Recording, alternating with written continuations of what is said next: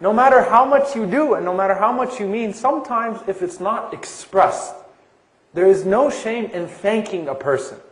Okay? There is no shame in being sweet with your talk. This is what Rasulullah ﷺ was.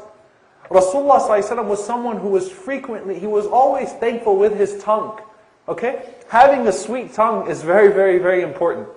And this is sometimes brothers and sisters struggle with it in marital affairs, especially.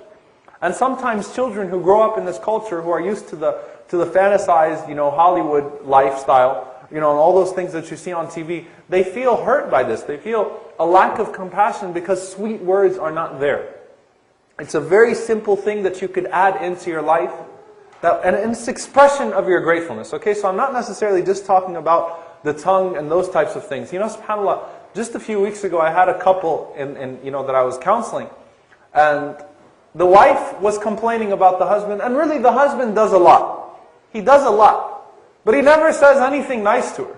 I mean, it's always just business. Like, okay, what do you want? I'll get you this. All right, you want this? Go buy it. He's such a rough person, so I said, yeah, it wouldn't hurt every once in a while to be nice to her, to speak nicely, to say I love you to her, to bring flowers for her, to show an expression. These things are not from Western culture, these things are from Sunnah. So for example, one of the things in Imam Ibn Qudama rahimahullah al-Maqdisi, he said that to express love, to express affection in a way that's not inappropriate, is from the Sunnah of Rasulullah ﷺ, where in whatever fashion it is. So it changes in that regard. So, the idea of kissing on the cheek every time you walk into the house and those types of things, expressions of love, expressions of gratitude, this is Sunnah. Rasulullah ﷺ never walked into the house of one of his spouses without first kissing them, without first embracing them. Expressions of love and these types of things. So I told the guy, you should buy some flowers every once in a while. And subhanAllah, 3 days later, the woman calls, I hope she never sees this video, I hope it's, but the woman calls me and she's just literally broken. And I'm saying, what's wrong? What's wrong?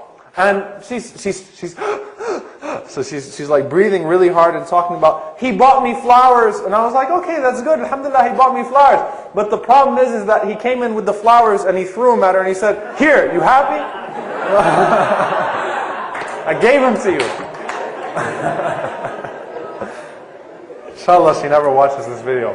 Don't publicize this video. So, it defeated the purpose completely. I talked to the guy and he was like, Shoo Sheikh Omar, what do you want from me? I bought her what she wanted. You completely missed the point. So sometimes being grateful with the tongue, expressions of gratefulness, expressions of gratefulness are very, very significant. And this is not just between husband and wife. This is from child to parent. This is from parents to children. This is to brothers and sisters. This is, generally speaking, expressing your gratefulness is extremely important. To prioritize your relationships in life. First and foremost, there was probably no human being who did more for Rasulullah sallallahu alaihi wasallam without complaining more than Khadija radiallahu ta'ala anha. Khadija radiallahu anha is just that special. And she's so special that Allah subhanahu wa ta'ala sends Jibreel alayhi salam. I mean, imagine this. Now many times the wives of imams and dua and people that are busy for in the path of Allah subhanahu wa ta'ala, they struggle. And eventually, rightfully so, sometimes they crack.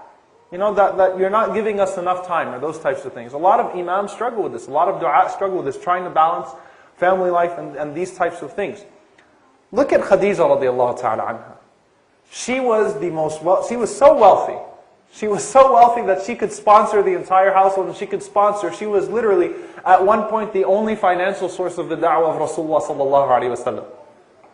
She had everything. And at the same time, she had noble status. At the same time, think about this, and let's think about the human aspect of this, because sometimes we forget that the companions were human beings. Think about the human aspect of this. All of a sudden, Rasulullah ﷺ starts his call. And as a dignified woman, who was 15 years elder to my husband, I lose my noble status, in the sense that now, we're looked at as the low people of society. We're about to go through boycott. We go through boycott and these types of things. All of our money is gone. All of our wealth is gone. all the headache that comes, the emotional headache that comes whenever your husband comes home bruised up and with marks on him and these types of things, having to be there for Rasulullah sallallahu alaihi wasallam. Think about the human aspect of this, the human drain that must have came upon Khadija radiallahu ta'ala anha. But she never complained. Even to the point that she died of malnutrition because of the boycott that came as a result of the da'wah of Rasulullah sallallahu alaihi wasallam. She never complained. And there was no person that Rasulullah sallallahu alaihi wasallam appreciated more than her. Anytime she was mentioned, Rasulullah sallallahu alaihi wasallam's face would completely change. Anytime Rasulullah sallallahu alaihi wasallam got some food in his house or some gifts, he would constantly send to her friends, just out of his remembrance of her. Look at the loyalty of Rasulullah sallallahu alaihi wasallam to her, right? And it was even to the point that whenever her sister Hala would come and call upon Rasulullah sallallahu alaihi wasallam, Aisha radiallahu anha describes the scene. Rasulullah sallallahu alaihi wasallam automatically, if he's reclining, he jumps up. He gets up right away. And he says, Allahumma hala, Allahumma hala. Oh Allah, it's hala. Oh Allah, it's hala. He used to remember the voice of Khadija radiallahu ta'ala anha through the mouth of hala. And he would rush to go see what she wants. And Aisha radiallahu anha describes it from her perspective. You know that I was never jealous over any of the wives of Rasulullah sallallahu alayhi wasallam the way that I was jealous of Khadija radiallahu anha, وَمَا رَأَيْتَهَا, and I never saw her before. SubhanAllah, I never met her before. But I was more jealous of her than any of the wives of Rasulullah sallallahu alayhi wasallam. So one day she decided to test the Messenger sallallahu alayhi wasallam. And Rasulullah sallallahu alayhi wasallam was remembering Khadija radiallahu anha. So Aisha radiallahu anha says what? هَلْ كَانَتْ إِلَّا عَجُوزًا بَدَّلَكَ اللَّهُ خَيْرًا مِنْهَا. Wasn't she just an old woman that Allah subhanahu wa ta'ala gave you better than her? She pushed the wrong button. Rasulullah sallallahu alayhi wasallam, the hair on his head stood up. Think about how angry he was. His face turned red. And now at this point, Rasulullah sallallahu alayhi wasallam really cannot benefit much from a marital perspective by talking about the dead wife. Right? If anything, he's to convince the alive wife that I don't care about her anymore. But look at the loyalty of Rasulullah sallallahu alaihi wasallam. Says, Wallahi ma badalani Allahu khayran minha. Oh, by Allah, Allah did not give me better than her. And Rasulullah sallallahu alaihi wasallam starts to mention her favors. Think about this. Sadaqatni idh kadhabani an-nas. She believed in me. Now, amanat bi idh kafara bi an-nas. She believed in me when people disbelieved in me. She considered me truthful. She believed me when other people called me a liar. She spent on me, إِذْ حَرَّمَنِي النَّاسِ, when other people refused to spend on me. And this is one thing that I want all of the brothers to pay specific attention to, because we're going to start with the brothers in that regard. وَرَزَقَنِي اللَّهُ وَلَدِهَا إِذْ حَرَّمَنِي أَوْلَادَ النِّسَاءِ. Allah subhanahu wa ta'ala blessed me with children through her, and He did not give me children through any other woman. I want you to think about this, dear brothers and sisters. Rasulullah ﷺ loved Khadija radiallahu anha so much. And this is just one more story that I just have to mention because it truly is so heartwarming. I want you to imagine this. Rasulullah ﷺ in the battle of Badr. One of the prisoners that he had was who? Abu al-As, who was the husband of his daughter Zainab bint Muhammad ﷺ radiallahu anha, the daughter of Khadija. And she sends to Rasulullah sallallahu alaihi wasallam because Abu al-As was fighting against the Messenger sallallahu alaihi wasallam. He buckled to the peer pressure from the other side. And she sends to Rasulullah sallallahu alaihi wasallam the necklace of Khadija radiallahu anha to ransom her husband.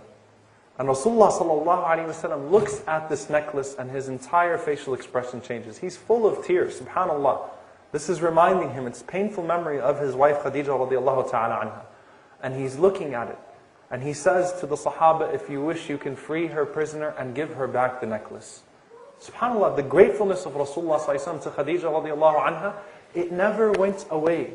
He always was grateful to her. Okay? And this would bring me to my first point, because we're going to categorize this. Shukr, gratitude between husband and wife. Okay? Specifically speaking, and I specifically want to emphasize the last portion, okay? that Allah subhanahu wa ta'ala blessed me with children through her, and He did not bless me with children through anyone else. First and foremost, this is to the brothers. We have to think about this. Shaykh Muhammad was speaking about this. I don't want to spill too many, I'm not going to spill too many beans, but he was talking about starting a project to show appreciation to our wives. Okay, in that regard. Allah Azza wa Jal gives you this wife. And this woman gives birth to your children. She gives you a piece of you. And you still have the nerve to abuse her either mentally or physically. SubhanAllah, or emotionally. And it's interesting, SubhanAllah, because Rasulullah ﷺ mentions this favor specifically. And this was not just something that Rasulullah ﷺ mentioned and the Sahaba did not take it seriously. Umar ibn al-Khattab radiallahu ta'ala anhu, a man once comes to him and says, I want to divorce my wife. Umar radiallahu anhu says, why? He says, she's just not attractive to me anymore. You know what Umar radiallahu anhu says? Where's your courtesy? Where's your courtesy? Where's your courtesy? Meaning what? Allah subhanahu wa ta'ala gives you children through this woman. This is the woman that takes all of your garbage when you go home and you vent out because of whatever you had at work. And then you still have the nerve to be rude to this person and to deny that this person had a huge part in your life. This is not from the sunnah of the Messenger sallallahu alaihi wasallam. You have to recognize that. And subhanAllah, this is another situation that I dealt with that boiled me. I remember a brother once complaining to me. He says that my wife doesn't do enough to take care of herself. I said, and I know that's a common complaint. And by the way, everything is with balance, right? Men and women, husband and wife should try to keep in shape for each other, should try to keep attractive for each other, as to keep their gazes restricted from other people. This is a fact. But again, the aspect of courtesy. And I'm like, didn't your wife just have a baby? And he says, yeah. I said, how long ago? 2 months ago. I'm like, your wife just had a baby 2 months ago and you're coming and complaining about her appearance? SubhanAllah, a lot of times, a lot of brothers, we have to think about this. And we'll say, she just doesn't do it for me anymore. I'm just not attracted to her anymore. She's, if anything, she might have lost her shape because of us. We're the one that got her pregnant in the first place. Being grateful to your wife is something that Rasulullah ﷺ teaches us through the example of Khadija radiallahu ta'ala anha. Now I can shift my attention to the sisters. Brothers, ignore everything that I'm about to say. And I hope that no one uses these things against each other. But Rasulullah ﷺ also mentioned it on the other side. Right? Rasulullah ﷺ once when he was admonishing the women, Rasulullah ﷺ said, إِنَّهُنْ يَكْفُرْنَ. Verily they disbelieve. Now, again, the word kufr. And Islam is balance. Islam is balance. So, the male Sahaba say to Rasulullah sallallahu alayhi wa sallam, Ya Rasulullah, are our women kuffar? Are our women kuffar? And Rasulullah sallallahu alayhi wa sallam says, no, innahun yakfurna bil ashir. Okay? They disbelieve in the good that you do towards them.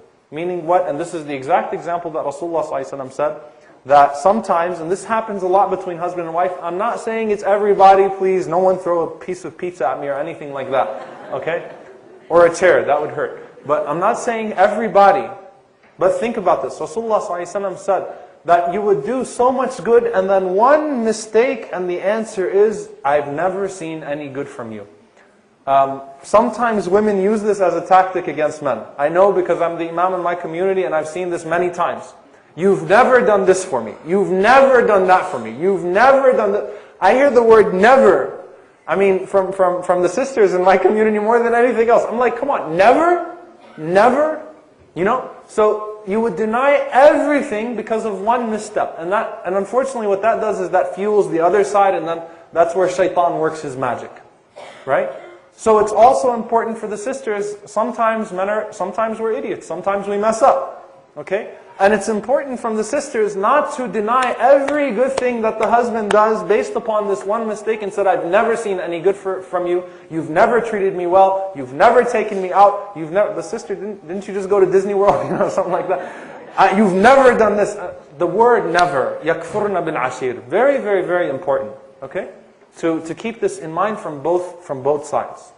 To be grateful to one another as husband and wife is crucial. And we see it from Rasulullah sallallahu alaihi wasallam, the perfect balance in that regard. Okay?